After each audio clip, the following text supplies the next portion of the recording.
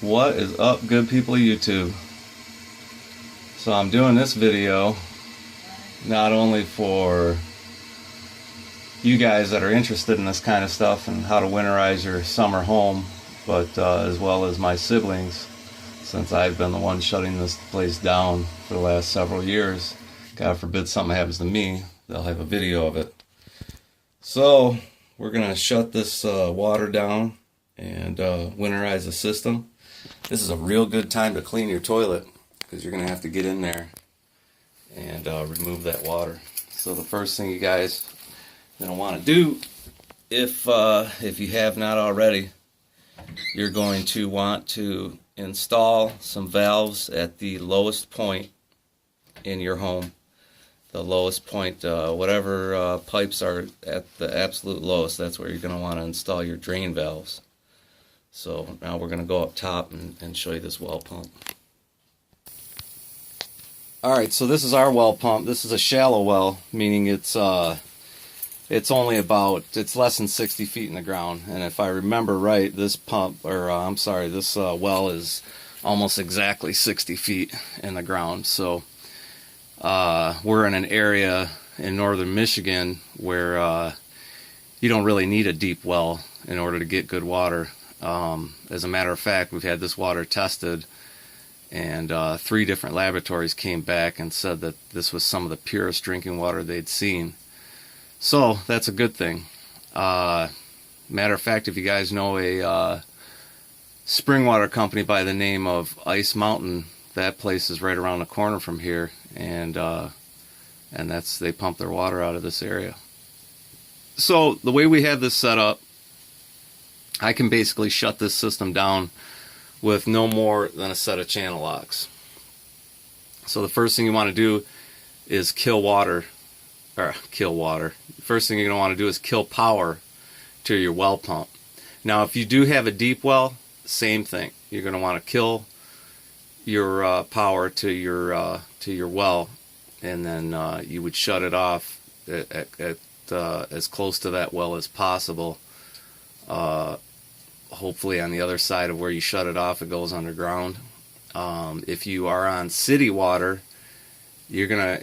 Now, this is all under the assumption that you're not going to have heat in your house, which we're not going to. So if you had city water, you'd have to shut it off outside at the city valve in order to keep your, everything. If you were to shut it off inside the house at the meter, and there's no heat in the house over the winter and it gets bitter cold like it does here, odds are there's a pretty good chance that pipe's going to freeze and split and flood your house. So real important that you get it shut off. The well feed here, this pipe right here is the feed, so that's going down into the well, and everything from here on out is feeding the house. So, all right, like I said, we've got this set up, so it's fairly simple because we got to do this every year. So I'm going to shut power off to the well. All right, now that I've got all my hoses hooked up to the lowest point possible, as well as the hot water heater, everything's hooked up and run outside. What you can do now is go ahead and open all your faucets. This is a cabin, so we only have 2 faucets here. Go ahead and open it up. Remember, your pump's off, or if you're on city water, your city water line is off, or if you're on a deep well, it's all pretty much the same. Open up the shower, both valves, and flush the toilet one last time. And when you do flush the toilet, you're going to want to fold it open, and like I said, get as much water down the drain as possible, because at some point you're going to have to get in here either with a pump or by hand, which is what I use. I just use a sponge and get the rest of that water out. And go ahead and open up your drain lines as well as your hot water tank. open those valves up, and what you can do as well with your hot water tank is go ahead and open that pressure relief valve, and that'll help facilitate the draining. Again, keep all your faucets open at this time. Make sure the power is off. If you have an electric hot water heater like I do, make sure the power is off to it. If you have a gas water heater like most people, make sure the gas system is turned off, because you don't want to burn out your, especially with these electric ones, you don't want to burn out your heating element when that drains down. Alright, as you can see, I've run my hoses outside and things are starting to drain. So at this point, as far as draining the lines, this is just more or less a waiting game. So this is a good time to go ahead and winterize your, if you have a shallow well pump like I do that's above ground, it's a good time to winterize your pump. So I'll go ahead and show you that. Alright, so here we are at the pump, and again, the power is off. So I'm going to go ahead and, again, we've got this set up so we make it real simple for us. This is a this valve here connects to the well. This is the feed line from the actual well in the ground. I'll go ahead and open up this valve. That's going to allow water to go back down the well. So you can leave that open. This is the, and it's got pressure on it. This is the feed line that feeds the house. So I've got a pressure valve on there just to show me, you know, when the well's up and running, to show me what kind of pressure is on the well. Take that off, and then again, I've got another ball valve hooked up here, and go ahead and open that up, and that's going to help facilitate draining the lines in the house, as well as the lines on this pump. So your next step is going to be to find, on these shallow well pumps, you're going to have petcock valves like that. And this pump, I think this one has 3 of them. Don't know if I can get in there to show you guys. There's another one right there, and there's another one down on the bottom here. Some of these pumps have 2, some have 3. I've seen pumps with as many as 4 of these valves on them. So regardless of how many you have, you need to open every one of them. Now this one it's got a ball valve on it. The rest of these, just take yourself a set of channel locks and open it up, and go ahead and let all the water drain out of this pump.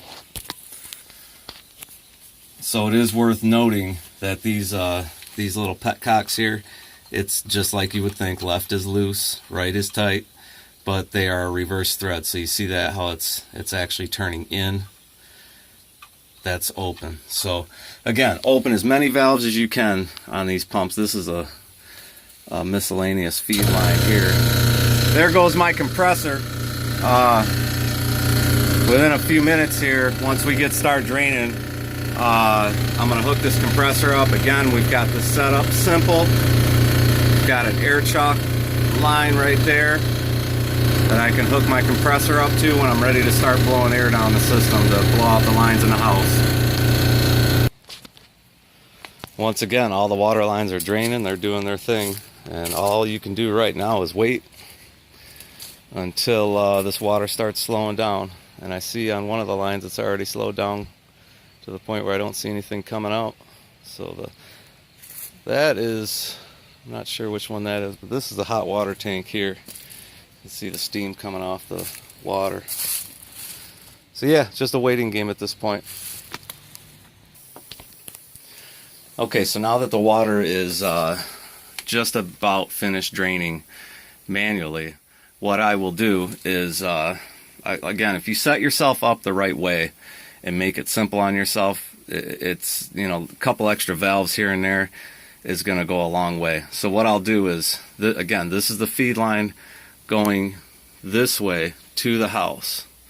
So I'll shut this valve off, and then I'll hook my air compressor right to the air chuck, and at that point, you're waiting. You're just watching until the water stops coming out the faucets, stops coming out the drain lines, and that's it. After that, you're all set. Some people will put RV antifreeze in their lines, and there's nothing wrong with that. But here, I've been doing this here all my life, so 40 years, whatever, and we've never had a problem. Again, we don't have a lot of water lines in this cottage, so the main thing is, as long as you blow out all the water out of the pipes, you're not going to have a problem. But it's really important to get as much water out of those pipes as you possibly can, so you don't come out in the spring and turn your pump on and have a bunch of broken lines, you know, inside the house. It's a bad deal. You can use some RV antifreeze and put down in your pump if you like. The only problem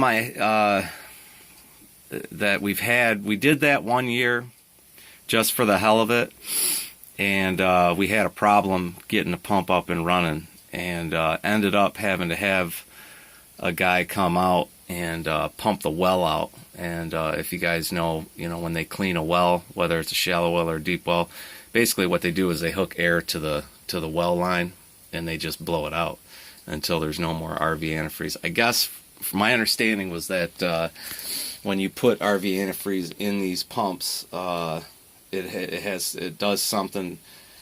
I think the guy said it was basically it builds up air, and it's really hard to get that air out of the system in order to get the pump primed and ready to go again. You're going to want to get as much water as possible out of your toilet, and once you do, you're going to want to go ahead, and the last step in the process is to get you some RV antifreeze, like so,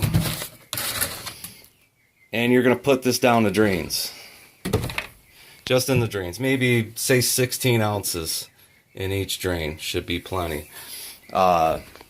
When you do the toilet, what you're going to want to do, and that's what I'm going to get up to right now, you know, you're going to want to get as much of that water out as possible, and then go ahead and put you some RV antifreeze down in the toilet. And more importantly with these toilets is when you take the back off of them, and I'm going to go ahead and do it. I'm going to set the camera down for 1 second. Hopefully it doesn't bother you guys too much. When you do these toilets, again, you're going to want to get as much water out of the tank as possible. I don't know if I have my flashlight with me. So a lot of times I'll just take a sponge and get the rest of that water out. And then you're going to want to pour RV antifreeze right down the, you know, where the flapper is. You're going to want to make sure you get enough RV antifreeze inside that toilet so that it doesn't freeze up and break on you. So that's the last step in the process. I'm going to go ahead and finish up here. Hope you guys enjoyed this video, and hope it helps somebody out. Peace out.